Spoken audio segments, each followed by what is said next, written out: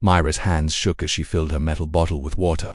The river was loud, crashing against the black stones. It didn't look safe. She had crashed on this alien planet just 2 days ago, and everything felt like it wanted to kill her. Strange flying beasts circled above.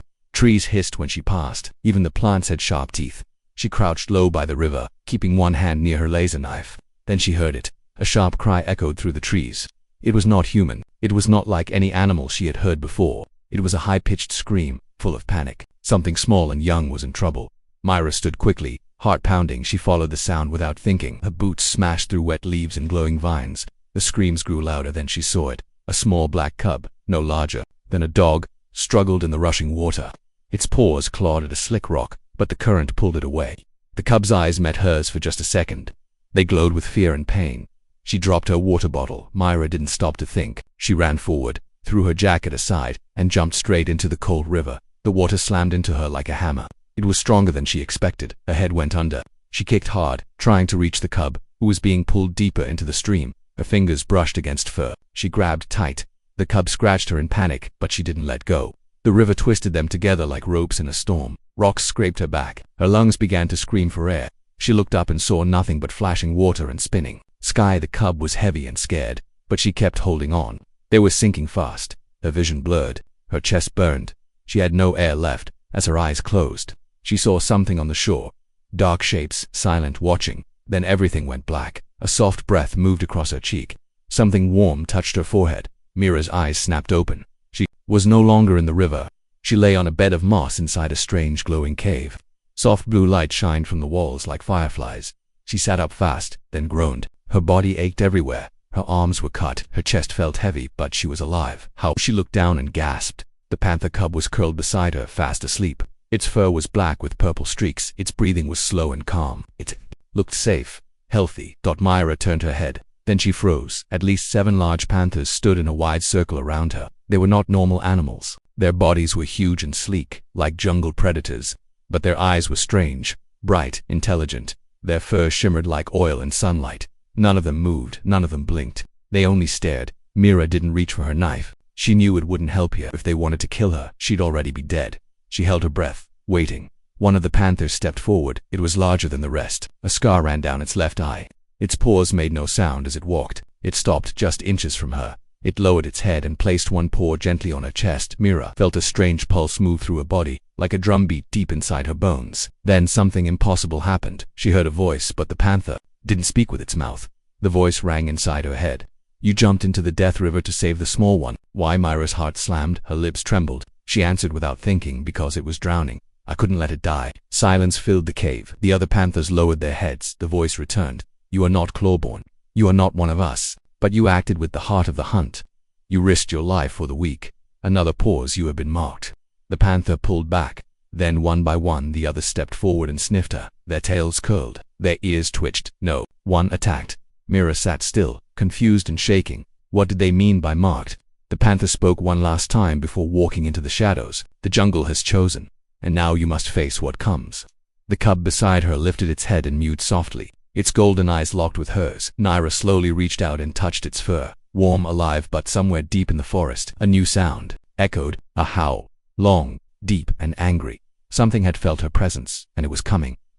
Myra opened her eyes because something soft touched her lips. It felt like a warm breath, or maybe a whisper from a dream. But when she sat up, her eyes went wide. She was not in the cave anymore. She was lying in the open, on top of a flat stone, under the moonlight. The jungle sky was glowing. Strange stars danced above, and the trees moved slowly like they were breathing. Alien fireflies floated around her like quiet spirits. Myra's body was wrapped in thick black fur. She touched it and realized it wasn't a blanket. It was a panther's pelt, heavy and still warm. Then she noticed them. The panthers were sitting in a wide circle again, but this time outside in a huge clearing. Not one of them made a sound. They just stared. The cub she saved stood beside her, now awake and walking in small circles around her legs. It didn't act scared anymore. It rubbed its head against her side. Something had changed. Myra slowly stood up. Her legs hurt. Her clothes were dry now. Her arm was wrapped in leaves that smelled like mint. Someone or something had healed her. Alpha Panther stepped forward from the crowd. This time it had something on its back. It was carrying a strange wooden crown. No metal, no gems, just carved branches twisted together. The Alpha placed it at Mira's feet. "You were touched by the Death River." The voice spoke again in her mind. "And you lived. That means something." Mira didn't understand. Why did you save me? Why not leave me to die? The panther's eyes glowed. Because you gave breath when you had none to give. You swam not for yourself but for the small one. That is the law of the wild. We do not forget. The other panthers bowed their heads as the alpha continued. We are not beasts without minds. We remember those who protect our blood. But memory alone is not enough. You must prove that your heart has claws. Mira frowned. What does that mean? The alpha looked toward the trees. From the shadows a new shape appeared. It was not a panther. It walked on 6 legs. Its skin was pale and slick. It had no eyes. Its mouth was wide and always open, full, with teeth that never stopped twitching. A deep growl came from its throat, like it was always hungry. The panthers growled. The alpha did not move. This creature has hunted our kind. It is not of this forest. It came from the deep rocks below. It killed 3 of our young last moon. Mira stepped back. The creature hissed and dragged its clawed feet across the ground, carving deep lines in the dirt. You want me to fight that? Mira asked Art. The alpha nodded once. If you are truly one of us, you must face what we fear. The pack made a wide ring around Mira and the beast. The cub ran behind a large panther and watched from the edge. Mira didn't have a weapon, only her broken belt and the small survival blade tucked in her boot. She could feel her heart racing. The creature took a step forward. Its long tongue flicked across the ground, tasting her scent. It hissed again and charged. Mira rolled to the side. Its claws missed her by inches. She grabbed a burning stick from the fire pit nearby. She shoved it into the creature's face. It screamed and backed away. Smoke curled from its skin. Fire. It feared fire. Mira looked at the logs in the fire pit. She kicked one of the burning branches into the circle. The creature hissed again but did not charge. She had an idea. Mira ran to the far side of the clearing, past the fire. She picked up a thick vine and tied a burning stick to the end like a torch whip. The beast followed slowly. She swung the vine hard, flames spinning in the air. The fire hit the creature's side. It screamed and leapt back, crashing into a fallen tree. Mira ran toward it and stabbed her small blade deep into its neck.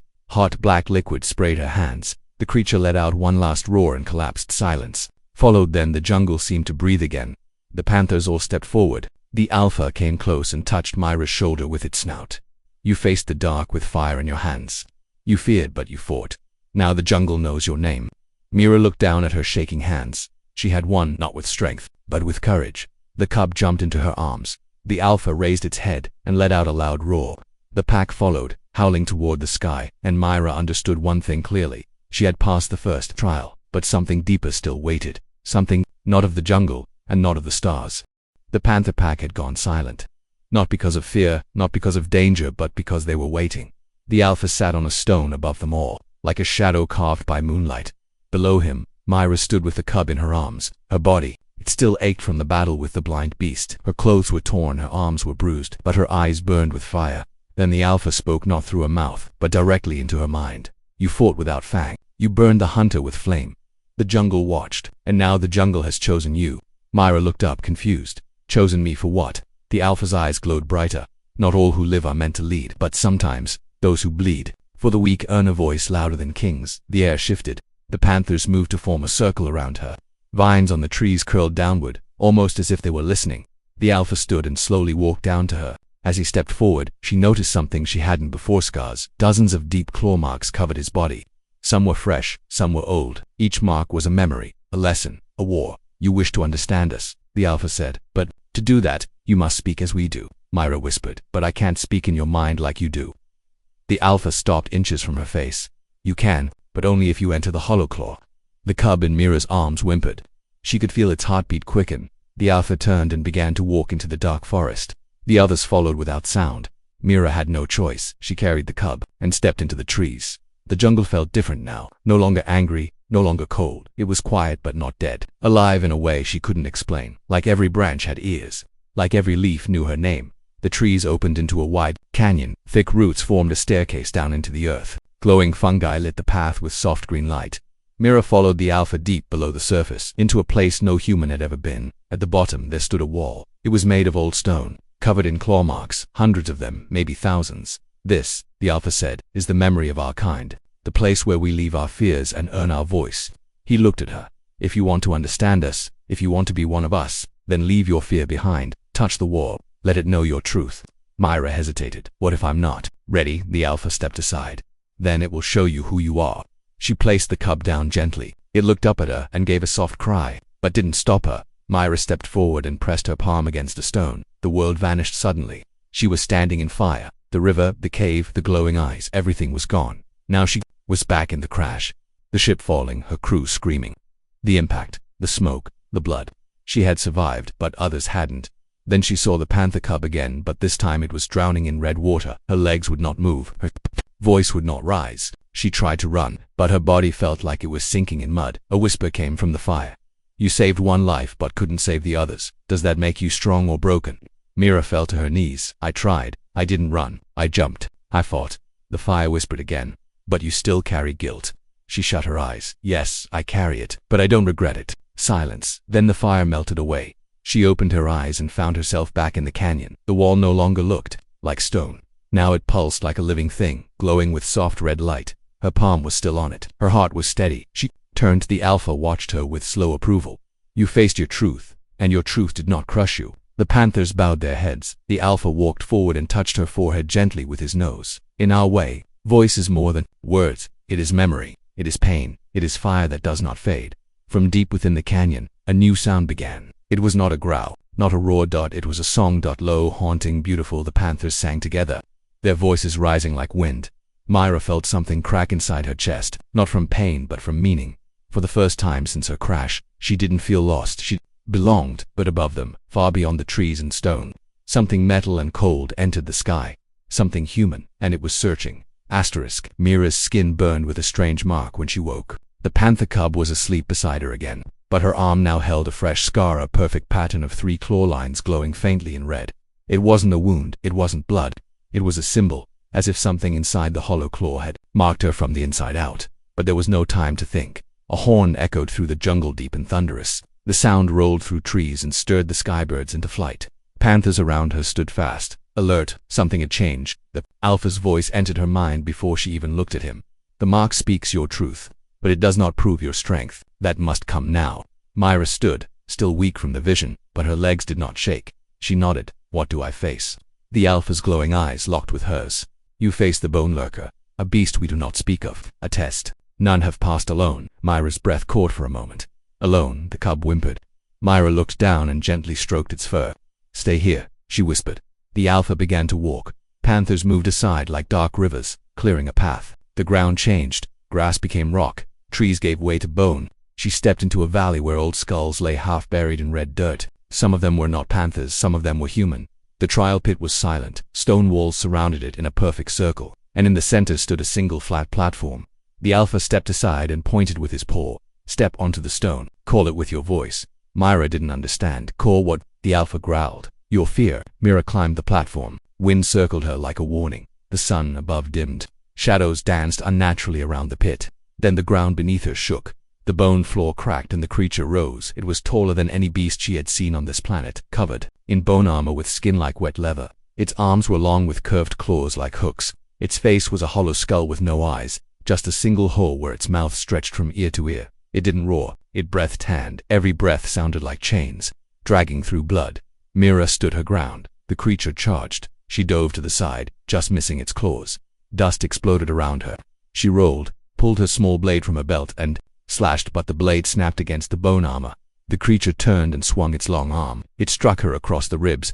She flew into the dirt and gasped as pain exploded in her chest. The Alpha's voice echoed in her head. This is not a fight of strength. It is a fight of memory. Mira's hands clawed at the ground. She looked up at the towering creature. Then she remembered.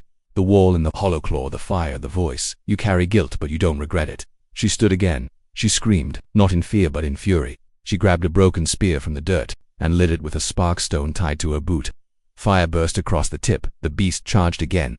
This time she ran toward it at the last second. She slid under its legs and plunged the fire into the soft joint behind its knee. It screamed a high, unholy sound and dropped to one knee. She didn't stop. She climbed its back like a hunter, shoved the burning spear through its open mouth, and leapt off before it exploded in light. The beast collapsed. The pit went silent. Myra stood alone. Smoke rose from the corpse. Then, one by one, the panthers above the pit began to howl. Their voices shook the sky. The Alpha entered the pit and walked to her. You have fought not only with your hands, but with your past. The beast was born from our fear, but you faced it with flame. You are now a claw of memory. Mira fell to her knees as the panthers descended. They circled her. They bowed. Even the cub ran forward and jumped into her arms. The Alpha placed his forehead to hers. You are not clawborn, you are not fangblood, but you are one of us now, far above. Something broke the clouds. A light, a ship. Human. Myra looked up, heart heavy. The trial was over, but war was coming. The sky cracked open without warning. A sharp metal streak tore through the clouds and screamed across the jungle. Birds scattered, trees bent from the force. The panthers raised their heads, growling low. The alpha did not speak, but his eyes had changed. Myra stood still, clutching the cub in her arms. She knew that sound. She knew that ship. It was human, but it wasn't rescued, not this time. Within minutes, the forest changed. The wind carried smoke. Trees far in the distance began to fall. The air filled with a thick burning scent one she had smelled on Earth after cities were bombed. The panthers looked to her for answers. Even the alpha waited. Then came the sound of boots. Heavy, fast, marching. Mira pushed the cub behind her and stepped in front of the others. Shadows moved between the trees. Lights flickered through the branches. Then men in dark armor stepped into the clearing. 5 of them, fully armed. Helmets covered their faces. They held rifles with glowing green barrels, scanning left and right. One soldier stepped forward and lowered his weapon slightly. Myra Grant. She didn't answer. He removed his helmet. His face was scarred, jaw locked tight, eyes sharp. A familiar patch on his shoulder read Galactic Resource Division. Her stomach turned. "You're alive," he said. "We thought you were dead in the crash. Good, now step aside. We're here for the beasts." Myra didn't move. "They're not beasts. They saved me.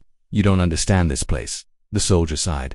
"Listen, our scans picked up valuable energy sources linked to these creatures. Their blood is worth more than platinum on Terra Prime. We've been tracking this pack for weeks." He raised his weapon again. "They're not animals. They're property." The alpha stepped beside Mira, not growling, not showing teeth, just watching. Mira whispered, "You need to leave now." The soldier narrowed his eyes. "I didn't come all this way to argue with a castaway." He turned to his team and waved forward, "Burn it." The soldiers raised their rifles and fired. Flames shot from the guns. Fire sprayed across the trees. The jungle screamed as heat swallowed the leaves.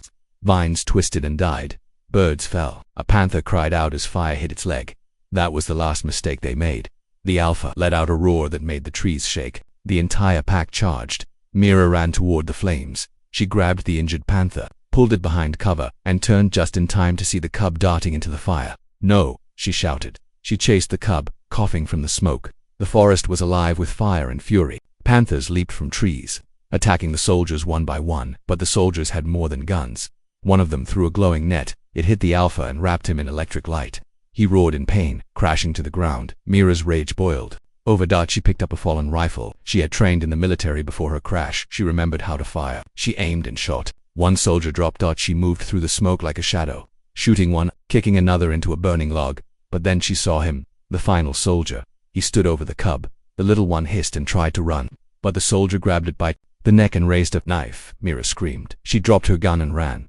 The knife came down, but not into the cub. Mira threw herself between them. The blade cut across her back. She tackled the soldier to the ground. The knife fell. The cub ran away. The soldier pushed her off and reached for his weapon, but a black blur slammed into him. The alpha, burning with fire, still wrapped around his body, bit down hard on the man's throat. Silence followed. The jungle burned around them. Bodies lay scattered. The alpha limped toward Mira, his eyes dim, his breath heavy. "You fought with Claw," he said in her mind. "You gave blood for the small one again. The jungle does not forget this." Mira fell to her knees. The cub licked her face. Her skin was burned. Her back was bleeding, but she smiled, because the fire was dying and they were still alive. For now, the jungle was quiet, but it was not peace. The flames had died. Smoke hung like a ghost over the blackened trees. Ash covered the ground like snow. Dead machines and broken bodies lay everywhere. But Myra could not rest. Her back burned where the blade had cut deep. She could barely breathe. Every step sent pain through her ribs. Still, she walked, holding the cub close against her chest. Behind her the pack followed in silence. No growls, no howls. Even the alpha limped without a sound. His fur was scorched. His left eye was closed. He had almost died in the fire, but they had all survived, or so she thought. A small cry echoed through the trees. It was not a panther. It was human. Myra turned fast. A second wave of soldiers. 3 ships had landed in the eastern cliffs, and more troops were spreading out across the jungle. These ones were different, cleaner, faster, professional. They wore white armor and moved in perfect formation. She crouched low, hiding behind a thick root. The cub curled tightly in her arms. One of the new soldiers spoke through a loudspeaker too. The one called Myra Grant. "Step forward with the creatures. You are now considered an enemy to human expansion. Surrender and live." The panthers looked to her. Mira felt the world pressing in from all sides. The jungle was no longer safe. The humans had returned not as rescuers but as hunters, and this time they would not stop. She knew what they wanted, the cub. Its blood glowed faintly under certain lights. It held rare genetic energy, something the scientists would tear apart for money and war. That was why they wanted the pack. That was why they had come. Myra stood up. She turned to the Alpha. I need to take him away. If they get the cub, they'll never stop. You know that. The Alpha bowed his head. You gave your pain. You gave your fire. Now give your breath. She smiled weakly. I think this will be the last thing I can give.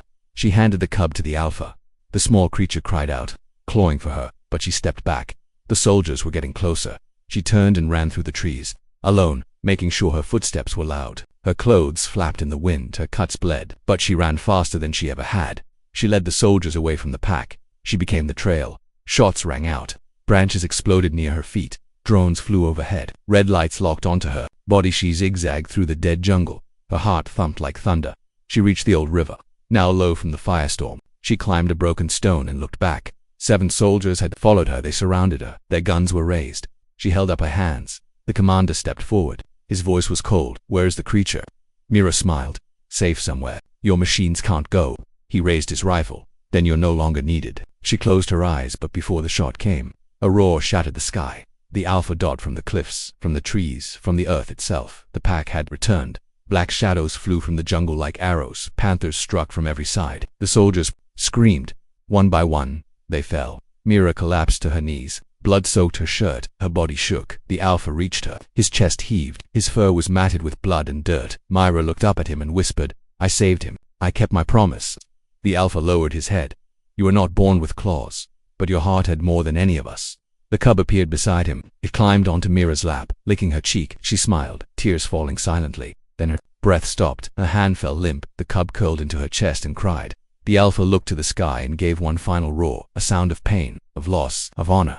The jungle listened, and it remembered. She did not move. Myra's body lay still beneath the silver light of the moon. Her arms were wrapped around the cub, who refused to leave her side. Her blood had dried. Her breath was gone, but the jungle was not quiet. It wept. The wind carried her name through the trees. The panther pack sat in a wide circle around her, heads lowered, tails still. None of them spoke, not even in thought, not even the Alpha. This was a silence older than time, a silence for the fallen. Then the cub lifted its head. Its eyes had changed. They were brighter, now burning with golden fire. The same fire Mira had once carried in her eyes when she stood against death. Something ancient had awakened inside him. Not rage, not sadness, something deeper. The Alpha stepped forward and placed a single claw across Mira's chest. We remember, he said to the pack, but memory is not enough. We carry her in more than thought. We carry her in blood. The jungle responded. From every corner of the forest, animals came. Not just panthers, creatures with wings, beasts with many legs, glowing birds, and tall, shadowed deer. They all gathered in silence around the stone where she lay. Above, the moonlight grew stronger. The Alpha gave a signal, and the cub stepped onto the stone. He placed his small paw on her heart. A pulse, faint, slow, but real. The forest held its breath. The cub let out a low, broken cry, and the sound was not a normal sound. It echoed like a song, vibrating through the roots, touching the rivers, moving the leaves. The very soil seemed to sing back. Myra's fingers twitched. The Alpha's eyes widened. Her lips parted. Her chest rose barely, but it rose. The cub cried again, and this time Mira opened her eyes. She was weak. Her body ached, but her eyes were full of light. The cub licked her face, whimpering. Mira coughed once, then laughed. A weak sound, but alive. The Alpha stepped closer, awe in his voice. You crossed the final breath, and returned. She slowly sat up, helped by panther paws and gentle vines that rose from the ground to lift her. The jungle itself was helping her stand. How? She asked. The Alpha answered. You gave all of yourself. The jungle gave some back. You are no longer only human. Mira looked at her arms. The glowing claw mark from the hollow claw now reached across her chest. It pulsed with a slow rhythm. Her blood had changed. She was part of the forest now. The pack gathered around her. The cub curled into her side again. No longer just a creature now. Something more. A protector. A voice of the future. Myra stood tall and faced the sky. Above them, human ships were gone. The jungle had taken back its silence. The fire had faded, but a new story had begun. One the stars would whisper of a human who gave her life for a cub and was reborn not as a visitor but as the moonlight in the jungle, forever remembered, forever wild.